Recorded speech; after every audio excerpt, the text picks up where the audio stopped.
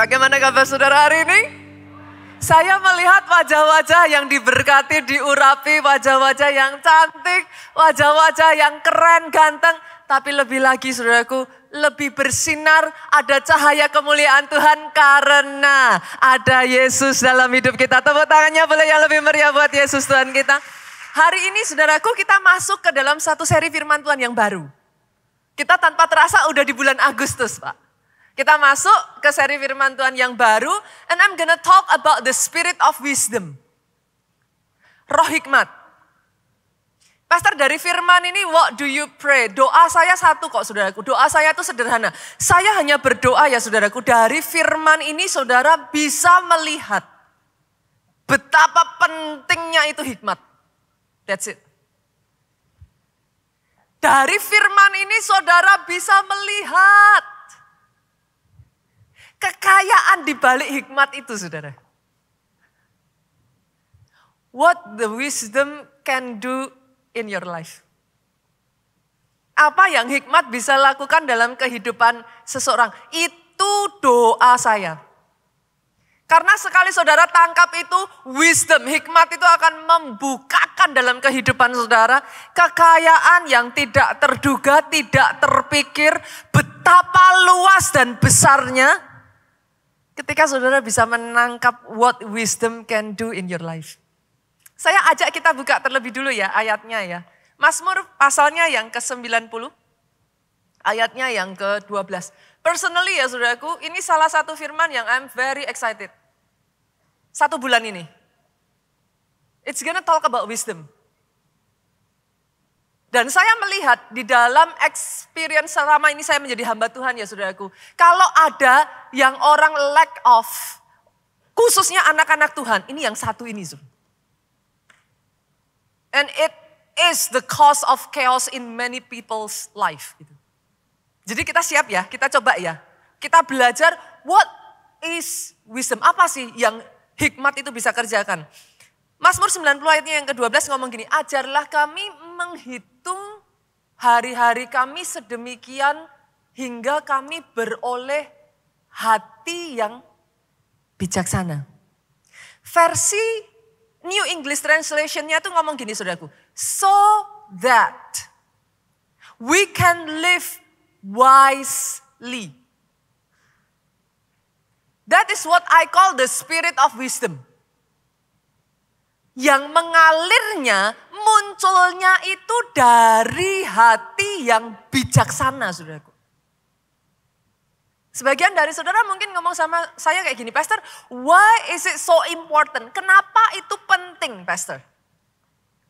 Perhatikan baik-baik, saudaraku. Ketika hidupmu nggak bijaksana, apa ya saudaraku? Hidup itu nggak bisa maksimal saudara.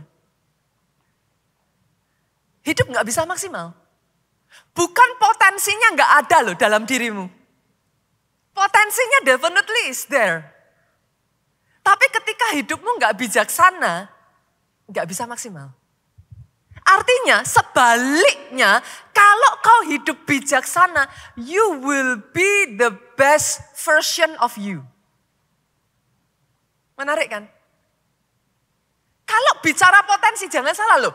Potensi itu sudah definitely ada. Sejak dari saudara dilahirkan, potensi kebesaran itu sudah ditaruh kok. Tidak bijaksanalah yang membuat saudara nggak bisa maksimal. Tapi sebaliknya ketika kau hidup bijaksana, you will be the best version of you. Itu semua terjadinya dari the spirit of wisdom ini. Dan amazingnya saudaraku, yang namanya wisdom, wisdom itu bisa, you can grow in wisdom. Buat sebagian dari saudara yang pastor, kalau I am lack of wisdom, what should I do? Firman ngomong, minta. Bisa.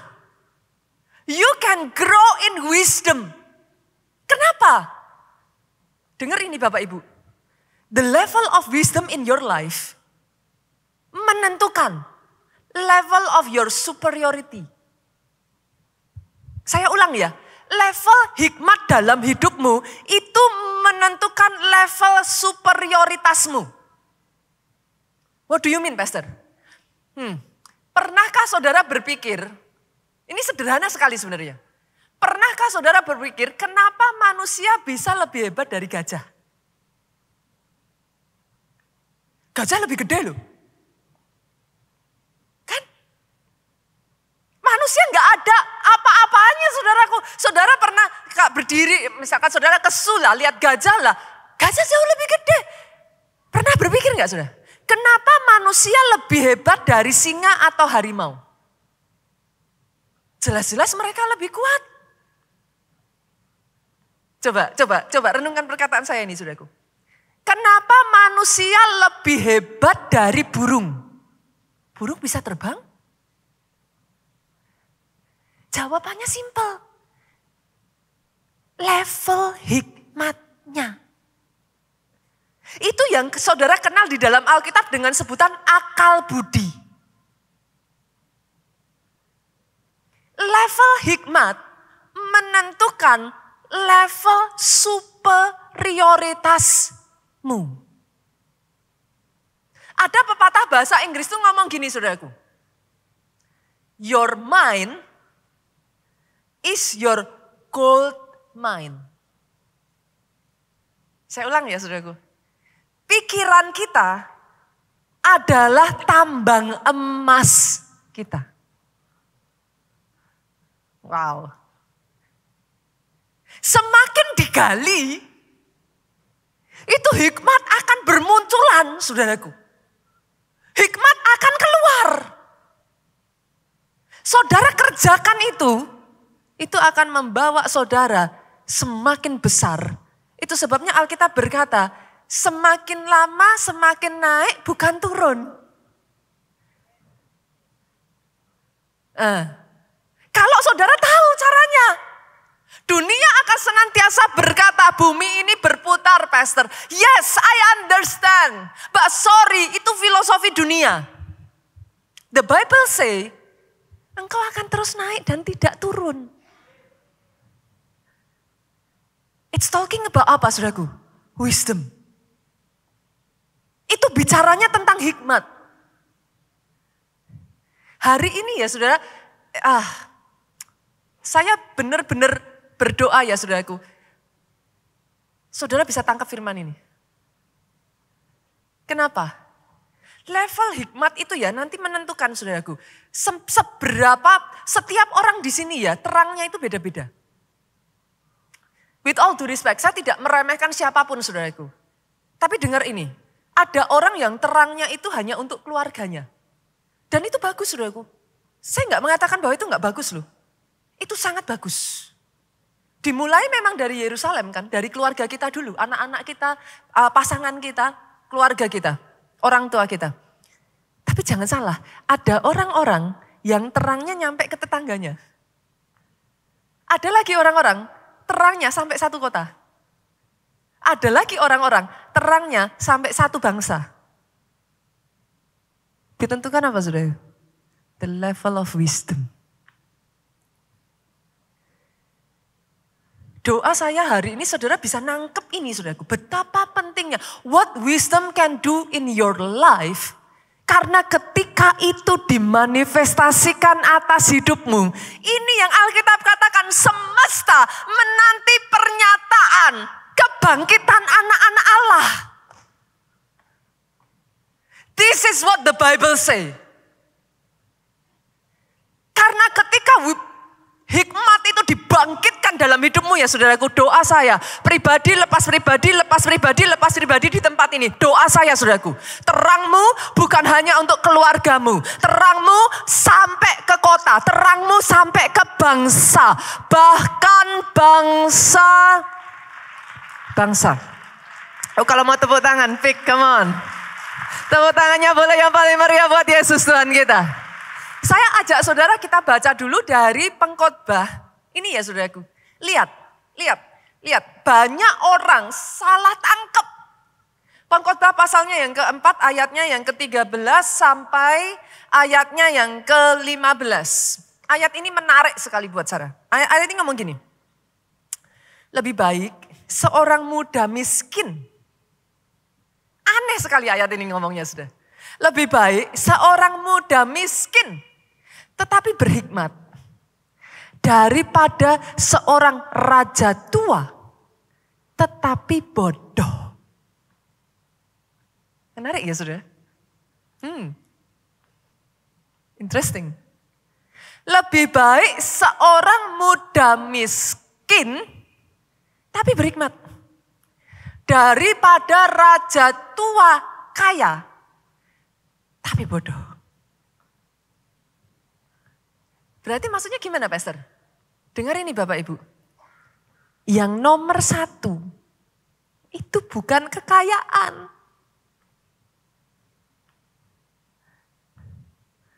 Bukan modal besar. Kecuali saudara nggak percaya apa yang dikatakan firman, I cannot say anything gitu saudaraku. Tapi jelas-jelas firman ini ngomong, lebih baik orang muda, miskin, orang muda itu gambaran apa tuh saudara? Masih starting mau dari hijau gitu saudaraku. Miskin tapi berhikmat. Boleh saya katakan ini Bapak Ibu? Hikmat di atas kekayaan. Raja kaya. Saya tanya saudaraku.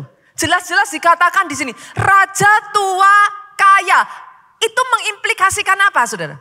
Yang namanya raja Pak, kira-kira berkuasa enggak? Sangat. Sangat. Dia raja tua itu berbicara soal apa? Sudah settle. Sudah settle saudaraku. Raja tua kaya. Saya tanya jabatannya tinggi enggak? Loh yang namanya raja itu udah top of the top Pak. Udah. Kalau bicara soal jabatan mah. Saya tanya lagi saudara, kaya enggak?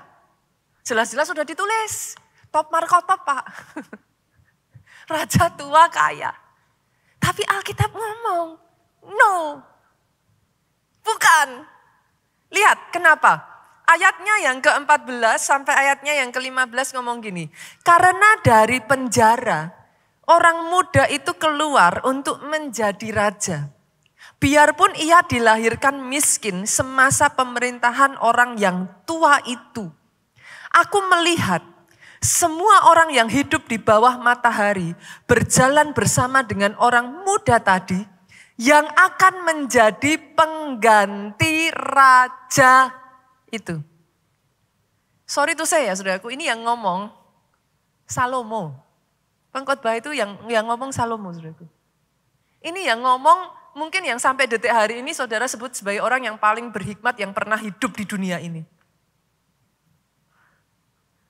Amazing ya Pak.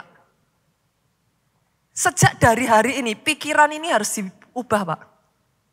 Jangan sampai saudara tetap berpikir pastor saya nggak punya modal. Pastor saya kalah dibanding yang lain-lain. Apa yang harus saya lakukan? Dengar ini. Kalau itu keadaanmu hari ini, kejarlah hikmat. Acquire wisdom. Dapatkan hikmat. Kenapa? Top level people adalah top thinker. Saya ulang ya saudaraku. Top level people adalah top thinker. Mereka pemikir. Kapasitasmu, kualitasmu berpikir menentukan levelmu ada di mana. Kalau tadi saya membandingkan manusia dengan binatang ya saudaraku. Mereka kalah karena apa? Besarnya kalah kita manusia, kekuatannya kita kalah. Kenapa mereka kalah? Level hikmatnya. Apakah saudara pikir sesama manusia tidak sama? Sama. Apa yang menentukan? Level hikmatnya. Kualitasmu berpikir. Kualitas hikmat dalam kehidupanmu menentukan level superioritasmu. Sama-sama ya, Bapak Ibu di sini nggak usah angkat tangan yang profesional ya. Profesional muda, saudaraku. Satu profesional yang sama, belajarnya sedikit, berpikirnya sedikit, bertindaknya sedikit, hasilnya juga sedikit kok. Tapi profesional yang sama, dia belajarnya banyak terus. Acquire wisdom, terus banyak belajar dari orang-orang, dari firman Tuhan, dari buku. Zaman sekarang tuh gak ada alasan saudaraku, pastor lah tapi saya gak bisa ketemu tuh. YouTube is everywhere saudaraku. Gak ada alasan. Zaman sekarang saudara tinggal buka. Mau terus belajar, banyak belajarnya, banyak berpikirnya. Satu hikmat yang digali keluar ya saudaraku. Banyak bertindaknya, maksudnya gimana? Kerjakan terus. Konsisten. Terus. Ulet. Ulet itu apa? Sudah bukan ulet ya, bukan ulet. Ulet itu. Gigih. Rajin. Kerjakan terus saudaraku. Sampai titik tertentu, terobosannya beda. Yang mengerti katakan amin. Beda.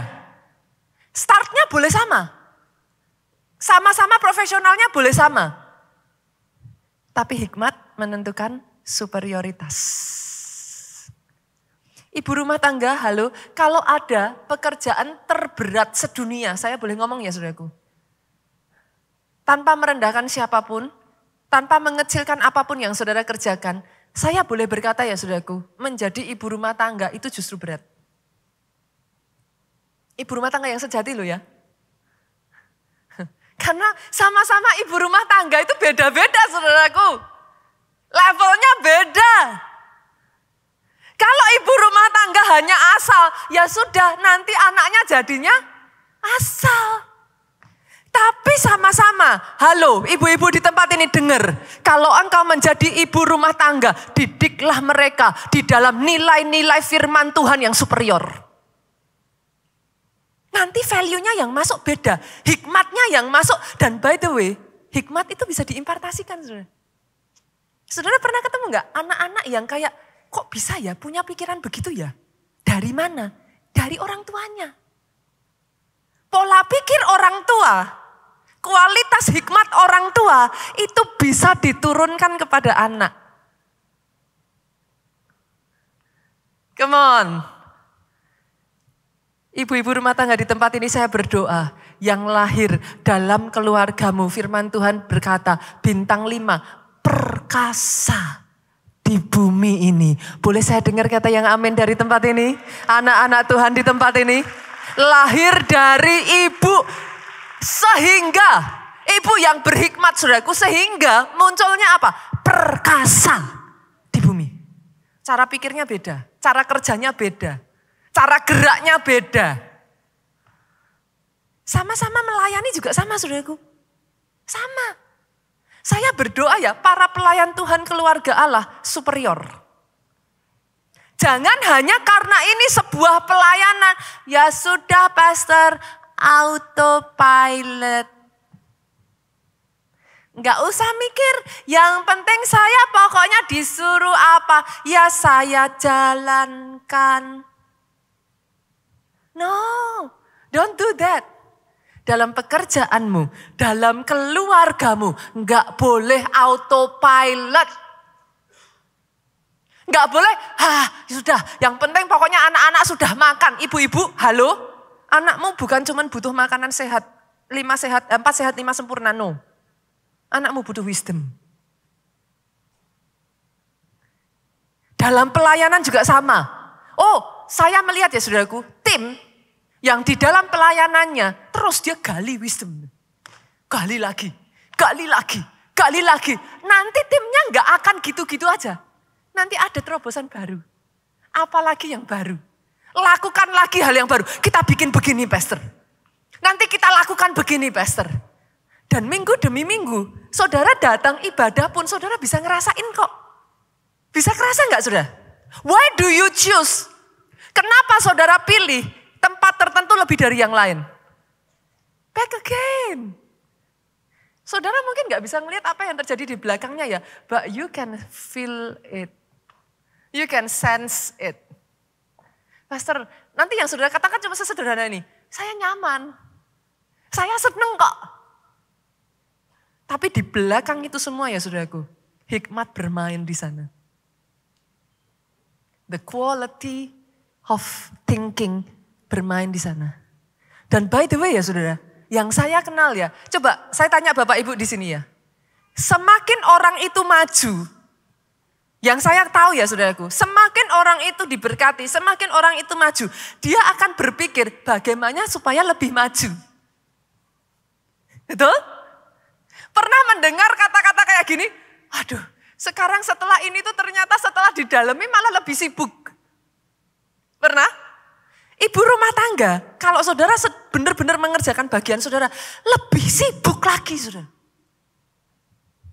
Bukan lebih santai, lebih sibuk.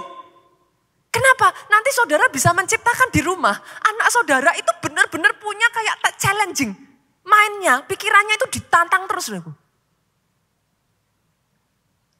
Anak-anak itu dilatih untuk benar-benar punya sejak dari mereka kecil. Doa saya sejak dari hari ini ya, saudara bisa melihat betapa pentingnya hikmat, apa yang bisa hikmat kerjakan dalam kehidupan saudara. Barang siapa memperoleh hikmat, Alkitab berkata, dia memperoleh hidup. Jadi atas kehidupan saudara. Tepuk tangannya boleh sekali lagi yang paling meriah buat Yesus Tuhan kita. Karena apa saudaraku, banyak orang itu gak menyadari ya. Sangat disayangkan sih. Boleh gak saya katakan ini? Berpikir adalah bekerja. Saya ulang loh saudaraku. Banyak orang gak menyadari Pak, karena banyak orang berpikir bahwa yang namanya bekerja itu ya fisik. In fact, saudaraku, yang namanya bekerja itu, pastor, yang namanya bekerja itu ya kalau misalkan saudaraku, petani di ladang, dia menggarap ladangnya. Tapi jangan salah saudaraku, berpikir adalah bekerja justru levelnya lebih besar.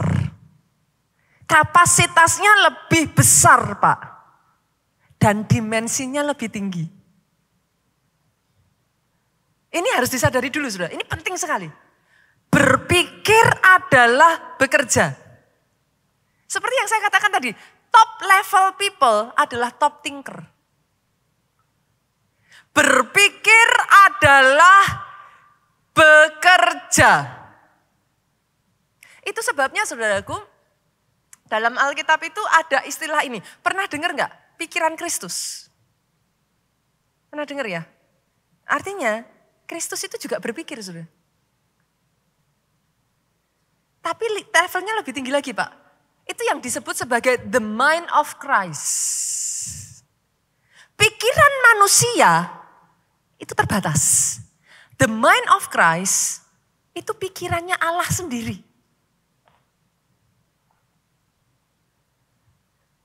Hari ini ya saudaraku, saya benar-benar berdoa ya saudara. Ini dibukakan atas kehidupanmu ya. Saudara punya kehausan yang besar untuk punya the mind of Christ. Saya itu semakin mempelajari firman ini ya, saya itu nangis, saya itu ngomong sama Tuhan, Tuhan tolong. Karena ada hal-hal yang saudara tuh bisa ngomong kayak gini, Pastor saya gak bisa. Ketika hikmat dibukakan dalam hidupmu, tiba-tiba saudara bisa bilang berubah, yes I can do it. How if you know what wisdom can do in your life. Orang Kristen ngeremehin loh yang satu ini. The mind of Christ. Pikiran Kristus. Apa itu pikiran Kristus? Apa itu pikiran Allah? Yang menjadikan alam semesta beserta dengan isinya. Artinya apa Pastor? If you have the mind of Christ, simpelnya saya put it this way. Tidak ada yang mustahil bagi orang yang percaya.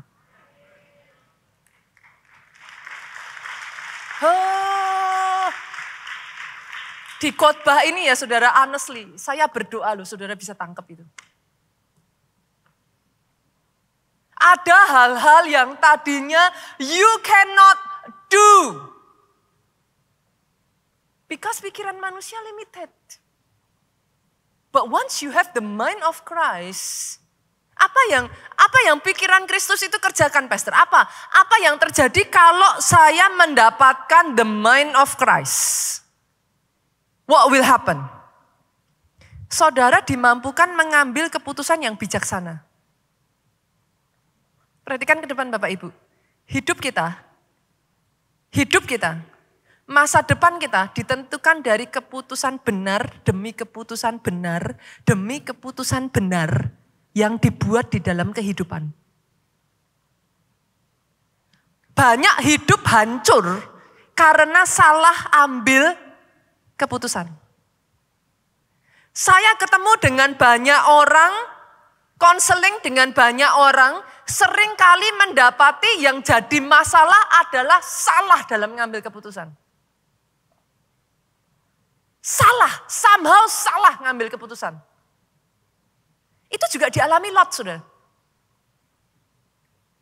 Nah, saya tuh semakin saya mempelajari ini, saya semakin saudaraku, I am so excited. Itu seperti kayak burst open dalam diri saya gitu. Lot, secara manusia, waktu dia berpisah dengan Abraham, dia nggak salah loh, Bu. Dia ngelihatnya apa yang secara manusia, mata manusia itu lebih hijau, lebih subur. Dia milih Sodom karena secara manusia Sodom pada saat itu jauh lebih dibanding yang lain. Tapi yang Lot nggak tahu ketika dia memilih Sodom, dia masuk dalam pergaulan yang salah. Sampai saudara baca kisahnya, pada saat Tuhan utus malaikat itu ya saudaraku, orang kota itu mau menarik malaikat itu, maksudnya mereka mau meminta malaikat itu ya. Lot ngomongnya apa? Udah, jangan. Saya serahin anak saya aja. Bisa ngeliat saudara, pikirannya Lot itu sudah korup.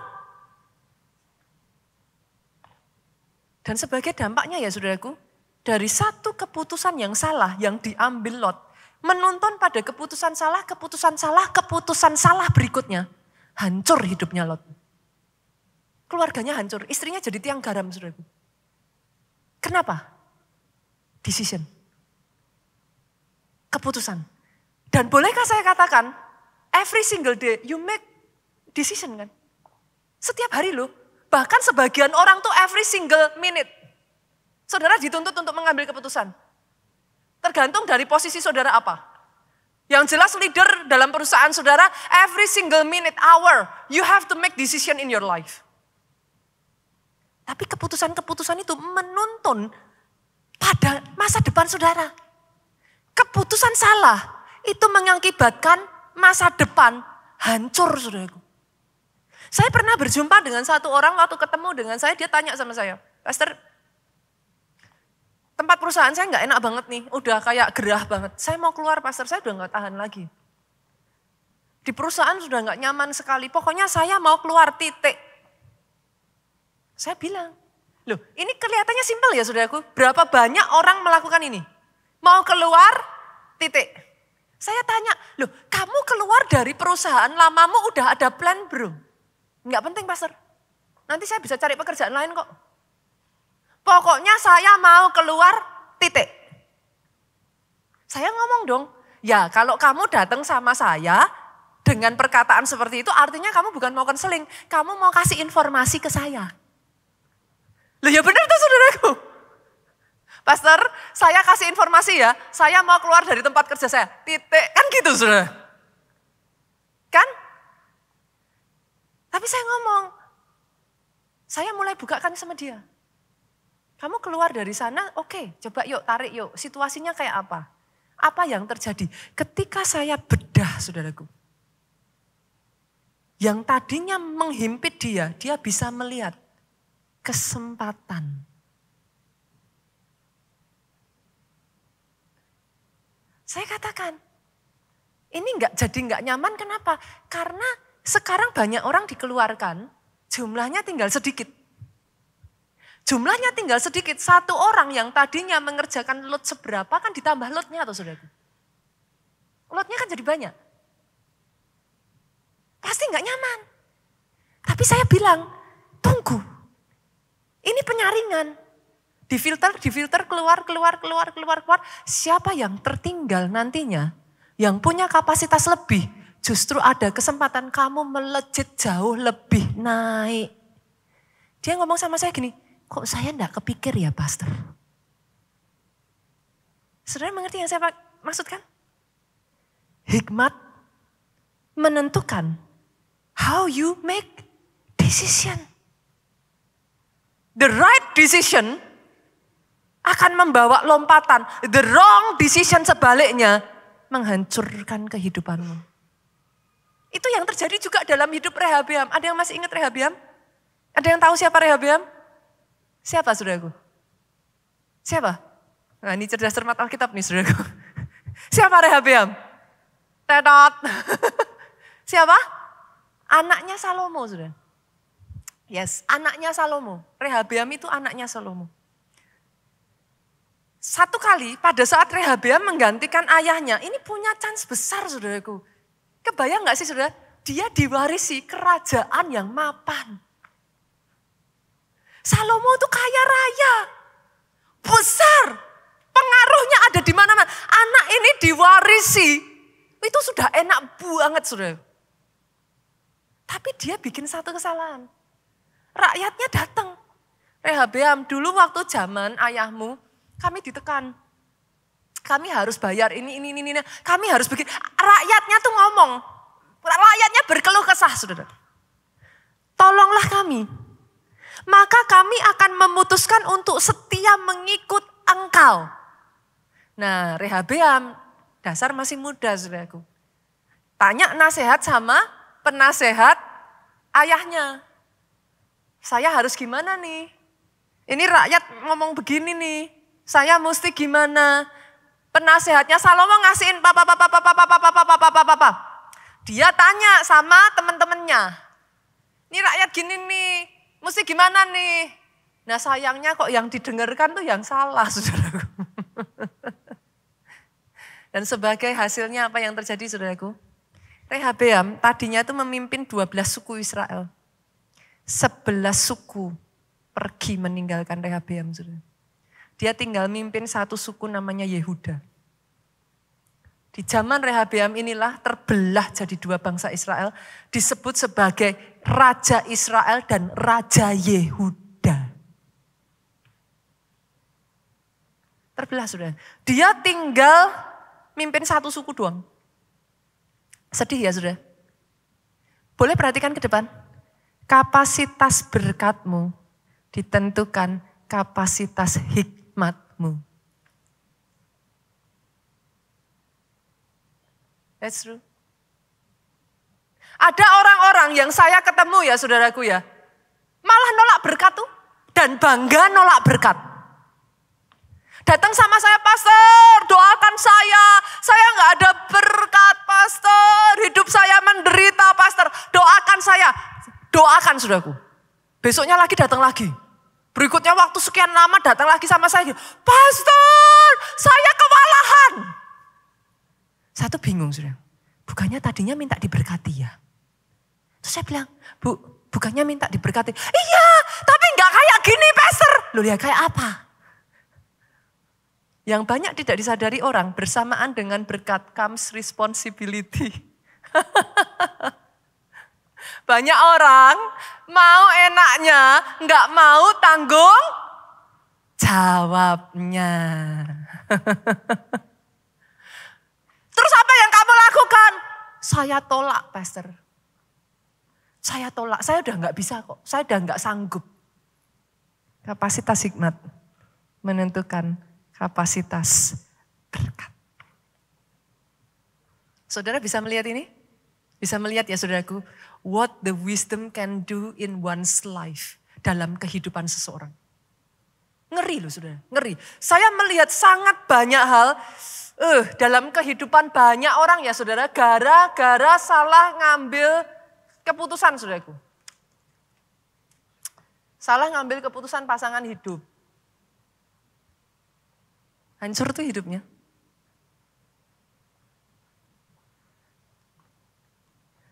Tidak ngerti bagaimana perhitungan hutang piutang. Salah tabrak, ambil pinjol. Hancur tuh hidupnya. Yang ada nggak ada damai sejahtera, dikejar-kejar kemana-mana. Hidup nggak enak, nggak happy. Salah ambil keputusan partner kerja. Hancur tuh. Life is full of decision. Dan dari semua decision yang ada ya saudaraku, dari semua decision yang ada, pastikan ini, engkau memutuskan untuk mengikut Yesus dalam hidupmu. Kalau ada decision yang terbaik yang pernah saya ambil ya saudaraku, saya merespon untuk panggilan Yesus dalam hidup saya. That's the best decision I've ever made. Saya berasal dari keluarga baik-baik, saudaraku. Keluarga saya, orang tua saya sangat mengasihi kami anak-anak. Tapi kosong. Di usia 10 tahun, saudaraku, saya pernah berpikir untuk bunuh diri. Banyak orang bertanya kepada saya, why, Pastor? I don't know why, it's just empty. Sampai Yesus panggil saya. I decide, saya memutuskan, saya gak bisa ngomong saya memilih Yesus ya saudara. Karena sebelum kita tuh gak pernah bisa memilih Yesus, dia yang memilih kita. Tapi saya memutuskan untuk menjawab panggilan Yesus dalam kehidupan saya. Nah ini yang menarik saudaraku. To have the mind of Christ. Kenapa? Karena Pastor, how do I know decision ini akan lead kemana? Itu gak gampang saudara.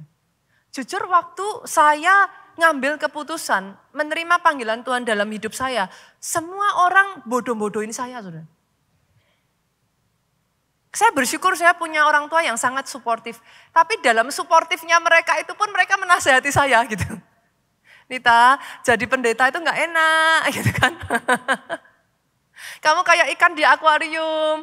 Kayak lohan itu loh saudaraku, kepalanya benjol lebih besar dikit aja salah. Warnanya kurang terang dikit salah. Ekornya kepanjangan salah. Kependekan juga salah. Kan gitu. Sih? Orang tua saya bukan tidak support saudaraku, tapi menjelaskan kepada saya, it's not a choice that is easy. Saya dibodoh-bodohin keluarga besar saudaraku. Saya ditentang. Bahkan ketika saya mengambil decision bahwa dalam hidup saya mau sungguh-sungguh ikut Yesus. Saya nggak mau pacaran gonta-ganti. Teman-teman saya pada bilang kok bodoh.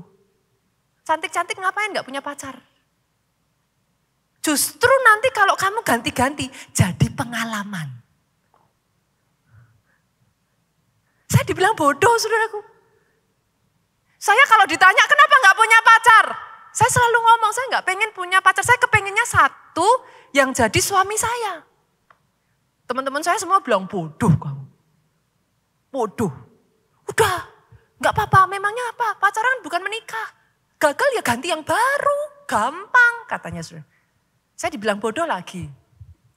Tahukah saudara ketika saya mengambil decision ya saudara, dari Amerika pulang ke Indonesia, saya dibilang bodoh lagi. Teman-teman saya di Amerika ngomong, kamu di Indonesia dapat gaji berapa? Kamu di sini loh, udah jelas loh, tinggal dilanjutin. Terbuka kesempatan waktu itu saya ditawarin beberapa pekerjaan, ada orang-orang yang kenal di sana saudaraku. Dan mereka bilang, bodoh, kamu di Indonesia itu dapat berapa? Bodoh.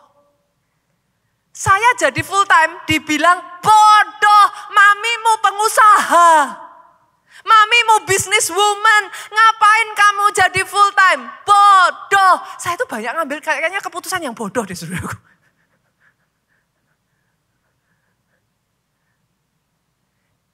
Disitulah saya menyadari firman ini saudaraku. To have the mind of Christ. Jalanku bukan jalanmu, pikiranku bukan pikiranmu, sejauh langit dari bumi jauhnya jalanku dari jalanmu.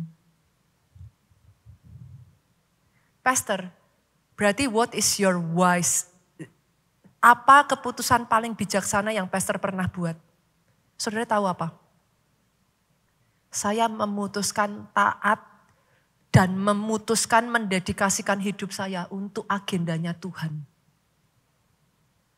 That is the wisest decision I've ever made. Jujur ya Pak, saya nggak pernah tahu ketika saya ngambil decision itu, apakah it will lead me to somewhere or it will just make me down. I never know.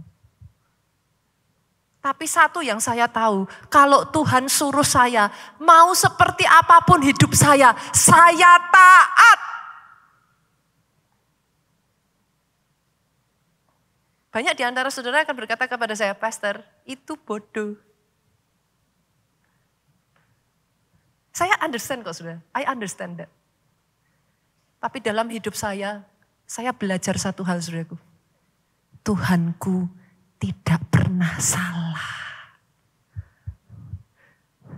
Ada banyak jalan disangka orang lurus, tapi ujungnya menuju maut, you never know. Banyak orang tuh salahnya gini saudaraku. Boleh nggak saya menempatkan ini dengan bahasa saya? Dunia tidak berputar di sekeliling kita. Sorry to say. What do you mean, Pastor? It's not about you. Jahat ya? Jahat. It's not about you. Tuhan punya agenda di muka bumi ini, saudara. Dia punya agenda. Bukan kita bikin agenda. Sebagai hamba Tuhan, saya harus berhati-hati dalam hal ini. Tapi nggak ada bedanya hamba Tuhan dengan saudara businessman. Be careful with this one. Kalau kita punya agenda, bedanya apa Pastor? Kalau kita punya agenda, maka setelah saudara diangkat naik oleh Tuhan, saudara nyaman. Udah cukup Pastor? Udah enak kok. What more do I want? Itu agenda kita. Sebagai seorang hamba Tuhan, saya harus hati-hati saudaraku. Satu hal ini saya belajar dari Daddy G.O. Pastor Adeboye di Nigeria saudara. Dalam usianya yang ke-80, dia terus serving the agendanya Tuhan, saudaraku. Artinya apa, saudara?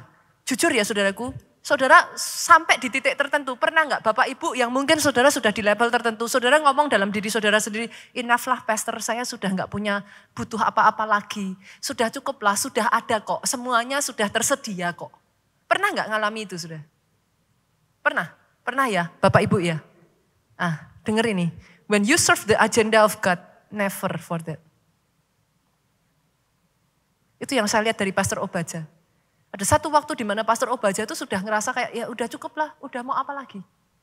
Tapi Tuhan said no. Dia terus ikuti agendanya Tuhan. Padahal ikuti agendanya Tuhan. Saudara saya tanya, memperjuangkan perusahaanmu itu capek enggak? Capek. Makanya banyak orang zaman sekarang itu punya moto, cepet aja diatur semuanya biar bisa pensiun muda. Loh kan? Betul kan? Itu yang terjadi pada satu orang kaya. Yuk kita buka ya. Ternyata zaman dulu ya saudaraku, Alkitab. Itu sudah ngomong. Yuk kita buka yuk. Menarik saudaraku. Oh saya belajar hal ini ya saudara. Saya tuh nangis, saya ngomong sama Tuhan. Oke Tuhan, Highland. Sampai kapanpun bukan apa yang saya mau, tapi ngikuti jalannya Tuhan. Itu enggak gampang. Itu kadang sacrifice loh, di sini sakit gitu saudaraku. Oke yuk buka Lukas 12 ayatnya yang ke-16 sampai 21 yuk. Saya ajak saudara melihat ya. Ternyata cerita itu sudah ada dari zaman dulu saudara. Kemudian Lukas 12 ayat 16 ngomong gini. Kemudian Yesus mengatakan kepada mereka satu perumpamaan. Katanya Yesus ngomong, ada seorang kaya.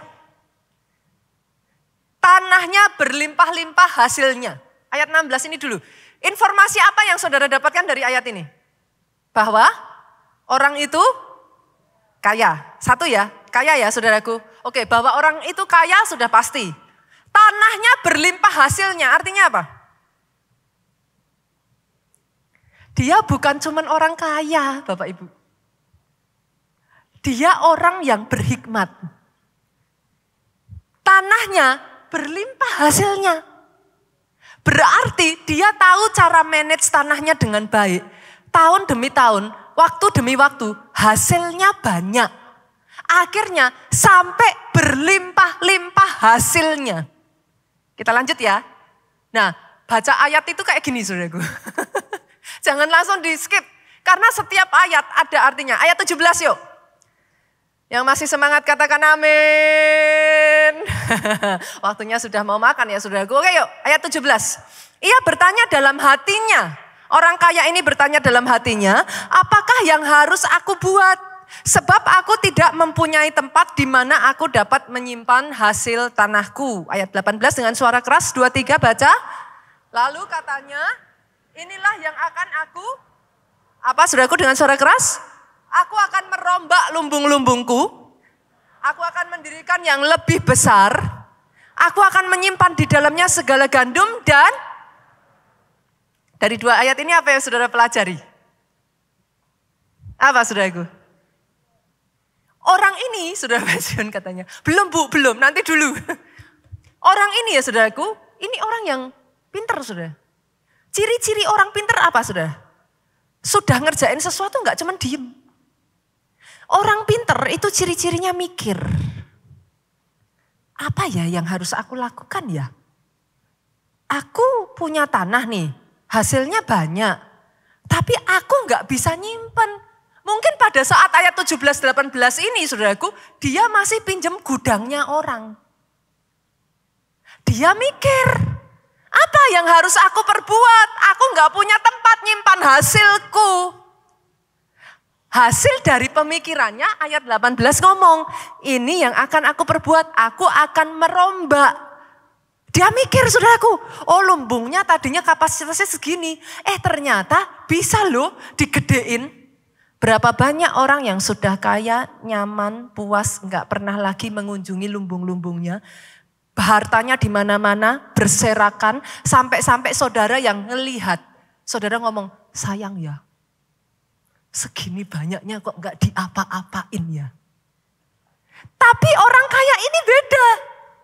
Dia mikir, diapain ya? Aku akan mendirikan yang lebih besar. Aku akan menyimpan di dalamnya segala gandum dan barangku. Selesai masalah toh? Dia jadi lebih kaya toh saudaraku? Ini ceritanya kan begitu. Nah masalah muncul di ayat 19 saudara. Yuk baca sama-sama.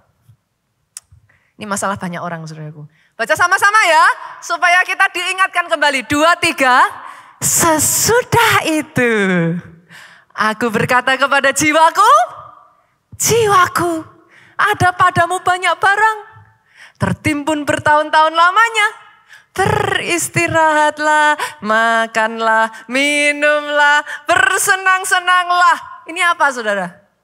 Tadi pensiun. Orang kaya ini ngomong apa saudara? Berapa banyak orang kaya gini? Anak muda zaman sekarang, hayo. Pastor, muda foya-foya. Tua kaya raya. Mati masuk surga. Kok enak saudara? Banyak orang begini. Ada padaku sangat banyak. Nah ini dengar saudaraku. Apa yang membedakan you have the mind of Christ dengan you have your own agenda? Di sini nih perbedaannya.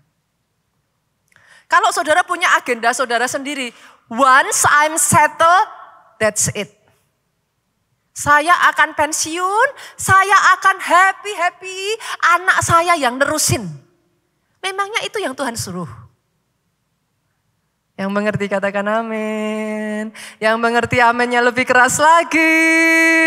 Aminnya boleh yang paling keras. Dunia tidak berputar di sekelilingmu. Tuhanmu punya agenda. Komitmen untuk berkata kepada Tuhan ya saudara. Baik saudara pendeta, full timer, baik saudara seorang pengusaha, dokter, baik saudara seorang orang yang bergerak di bidang pendidikan, ataukah seorang politikus, apapun saudara.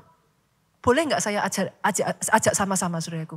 As in my life, Saya nangis loh saudara waktu bikin decision ini sama Tuhan. Karena dalam hidup kita itu punya mau kita saudara. Jujur ya saudara, ada banyak decision dalam kehidupan saya itu dibilang orang bodoh. Saudara pikir waktu gereja kita buka nggak dibilang bodoh? Bodoh. Sekarang aja saudara sudah lihat, saudara bilang, wah itu tepat gitu kan. Nah manusia kan sukanya gitu toh. Tapi when the decision is made during the pandemic, orang banyak mengatakan kepada kami, foolish, bodoh. Waktu decision untuk membangun tempat ini diambil, banyak yang bilang ke kami, bodoh. Jangan. Saudara bisa melihat yang saya katakan ini? Milikilah hikmat Allah. Hikmat Allah itu apa? The mind of Christ. Didapatnya gimana? Isi dirimu sebanyak mungkin tuh dengan firman saudara. Jadi kau tahu apa yang salah, apa yang benar, mana yang berkenan, mana yang sempurna. Bukan pikiran kita sendiri.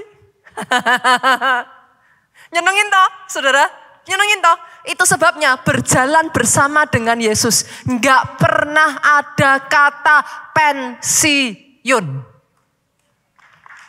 Sorry saudara. Pastor, zaman sekarang semua orang pengen pensiun. Ya kadang memang itu filosofi dunia loh saudara. Dan coba kerasa enggak saudara? Saudara hidup di tengah-tengah dunia, kena enggak dengan filosofi itu? Ah, jujur kan? Jujur kan? Banyak anak muda sudah pengen pensiun. Nah loh. Ini banyak di sini yang ngalami terus gini. Aduh pastor. Aduh pastor. Jalan Tuhan bukan jalanmu. Sejauh langit dari bumi, jalannya dari jalanku. Miliki the mind of Christ. Dedikasi dalam diri kita ya saudara, ngomong sama Tuhan. Tuhan, I am your servant, aku ini hambamu, jadilah padaku sesuai kehendakmu. Kalau Tuhan suruh aku apa, mungkin itu enggak seperti yang aku inginkan, I will do it. I will still do it. Kadang sakit, apakah saudara ngikut jalannya Tuhan itu selalu enak? Saya harus ngomong, udah dibodoh-bodohin saudaraku.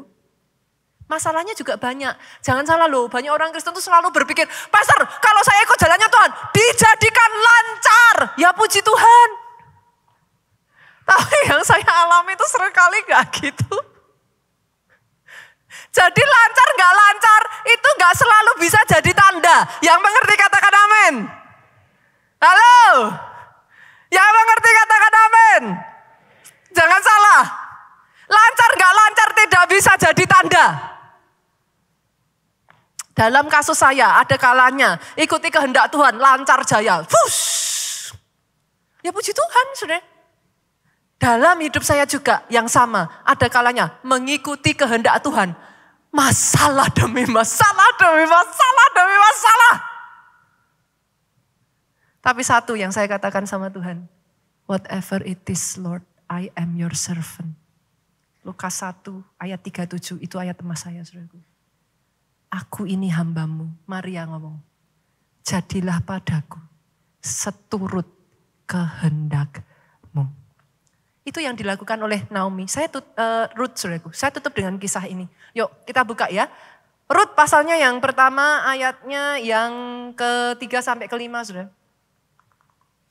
Kemudian matilah Elimelek suami Naomi sehingga perempuan itu tertinggal dengan kedua anaknya.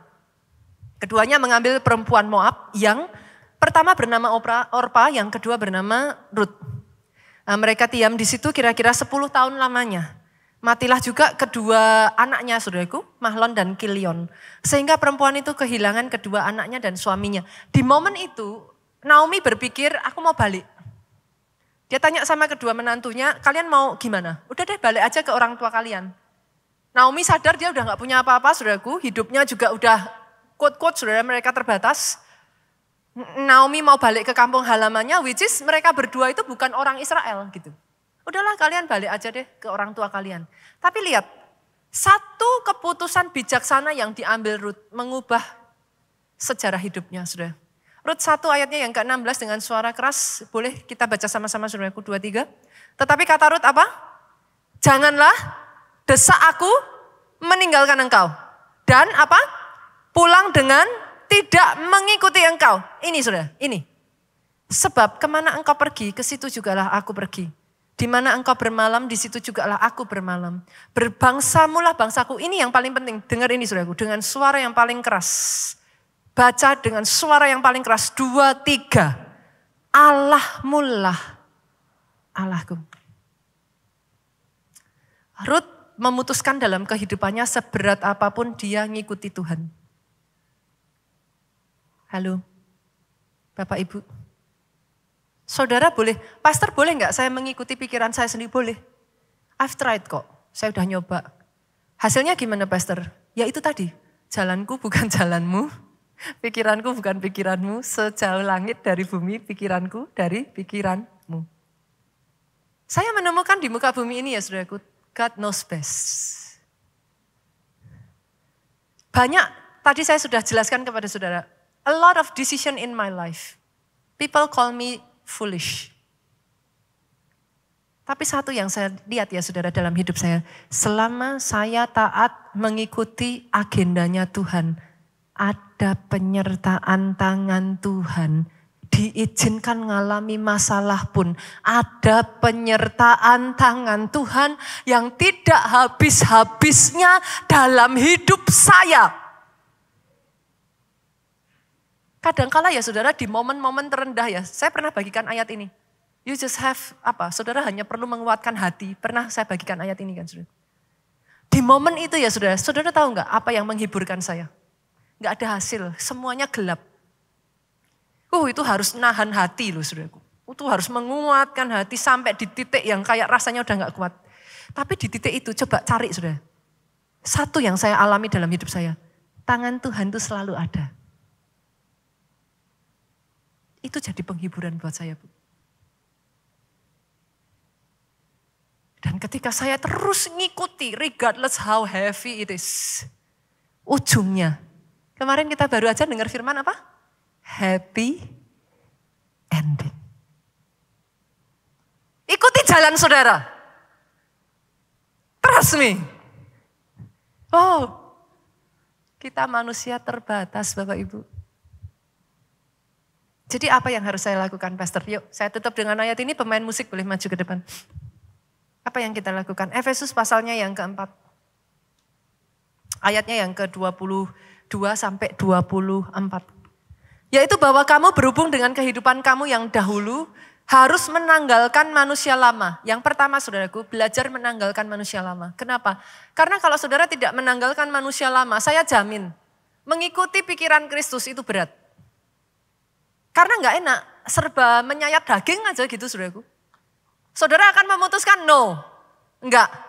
Tanggalkan manusia lama yang menemui kebinasaannya oleh nafsunya yang menyesatkan. Banyak masalah muncul karena nafsu, karena keinginan yang tidak tercapai. 23 saudaraku. Supaya kamu dibaharui di dalam roh. Rohnya dibaharui dulu. Dan pikiranmu. Jadi setelah saya menemui ya saudaraku, banyak anak yang saya layani. Setelah mereka mengalami terobosan roh, jadi pinter saudara. Buktiin perkataan saya. Anak-anak yang mengalami terobosan roh dalam hidupnya, entah bagaimana. Hidupnya itu kalau orang Jawa bilang lebih temoto. Apa itu? Kayak langkahnya itu lebih clear. Pikirannya itu jadi lebih dewasa saudaraku. Tiba-tiba kayak ada motivasinya. Itu bedanya. Itu bedanya. Kita lanjutkan ya, kita lihat ya. Ayat ini ngomong, dan mengenakan manusia baru yang telah diciptakan menurut kehendak Allah di dalam kebenaran dan kekudusan yang sesungguhnya. Dari situlah saudaraku, ketika kita pakai manusia baru kita, dari situlah saya lompat 2 Korintus 3 ayat 14. Tetapi pikiran mereka telah menjadi tumpul. Sebab sampai pada hari ini masih terselubung. masih tetap menyelubungi mereka. Jika mereka membaca perjanjian lama itu tanpa disingkapkan, karena hanya Kristus saja yang dapat menyingkapkan. Ini bedanya saudara. Doa saya hari ini ya saudaraku, ada kehausan yang besar itu. Banyak orang maunya cuman intinya pastor titik, saya maunya kaya udah gak yang lain. Nah tapi Alkitab ngomong, lebih baik orang miskin, orang muda miskin. Tapi berhikmat daripada raja tua kaya. Tapi bodoh. Bolehkah saya berdoa keluarga Allah di tempat ini, orang-orang yang mengacquire, mendapatkan hikmat ilahi dalam hidupnya. Jalanmu ditata Bapak Ibu. Sukses di bumi, sukses di surga. Jangan seperti orang kaya tadi. Endingnya apa? Saya akhiri dengan ini ya. Orang kaya tadi, endingnya Tuhan ngomong apa? Lukas yuk.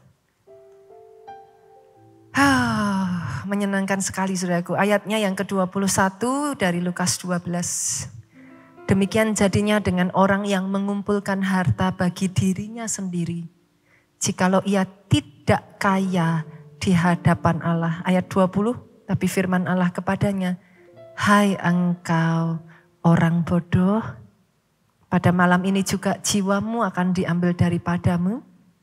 Dan apa yang telah kau sediakan, untuk siapakah itu nanti? Bangkit berdiri jemaat Tuhan. Yuk kita pujikan lagu ini yuk. Gimana refrennya? Come on. Yesus hanya Kau yang ku andalkan, melebihi siapapun juga. Yes Lord. Yesus hanya Kau yang ku percaya, di setiap waktu. Tiada lain yang ku andalkan selain Kau, Yesus. Kenapa banyak orang pengen pensiun saudaraku? Capek Pak. Sampai titik tertentu manusia tuh kayak bisa lost. Kita tuh udah gak tahu lagi what we want gitu. Kenapa saya mengatakan kepada saudara to acquire the mind of Christ? Karena Tuhan tuh punya agendanya besar Bu. Kita di muka bumi ini ya Pak ya sebenarnya to serve. Jangan salah loh saudaraku. Banyak orang Kristen tuh egois. Maksudnya aku, Tuhan berkati aku, Tuhan pakai aku, Tuhan aku gitu. Tapi pernahkah terpikirkan di benak saudara, hidup kita ini kan untuk melayani purpose-nya Tuhan. See, that's totally different. Pastor, kalau sudah capek terus gimana? Nah kalau saudara melayani agendanya Tuhan, segala perkara dapat kutanggung. Di dalam Dia yang memberi kekuatan kepadaku. Kenapa? Karena endingnya, ujungnya itu ya saudaraku di muka bumi ini ya. Saya tuh ada satu kebenaran yang menghantam saya ya saudaraku. Bahwa saya tuh katakan ini kepada anak-anak gitu. Kita ini, sebelum kita ini anaknya orang, kita ini ada yang punya. Kita ini anaknya Bapak di surga.